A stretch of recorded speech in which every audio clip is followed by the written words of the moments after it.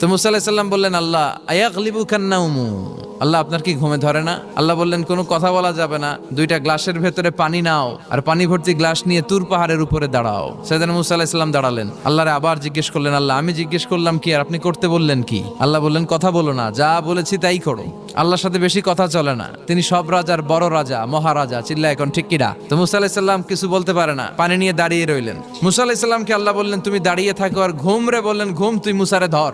ঘুম যে এবার সাইয়েদনা মুসা আলাইহিস সালামকে ধরেছে, উনি ঘুমের ধাক্কায় আর থাকতে পারে না, একবার ডানে যায় আর একবার বায়ে যায়। ঘুমের ধাক্কায় হঠাৎ করে কাত হয়ে পড়ে যায় আর গ্লাসগুলো মাটিতে পড়ে খান খান হয়ে ভেঙে যায়। আল্লাহ ডেকে বললেন, মুসা বেশি কিছু হেফাজতের তো দায়িত্ব দেই নাই, শুধু দুইটা গ্লাস হেফাজতের দায়িত্ব দিয়েছি। ঘুমের কারণে এগুলোর হেফাজত করতে পারো নাই, ভেঙে খান খান হয়ে গিয়েছে। আমি যদি তোমাদের মতো ঘুমিয়ে যেতাম তাহলে পৃথিবীর সাথে সূর্য লেগে, সূর্যের সাথে চন্দ্র লেগে গোটা মহাবিশ্বটা এভাবে গ্লাসের টুকরার মতো খান খান হয়ে যেত রে মুসা।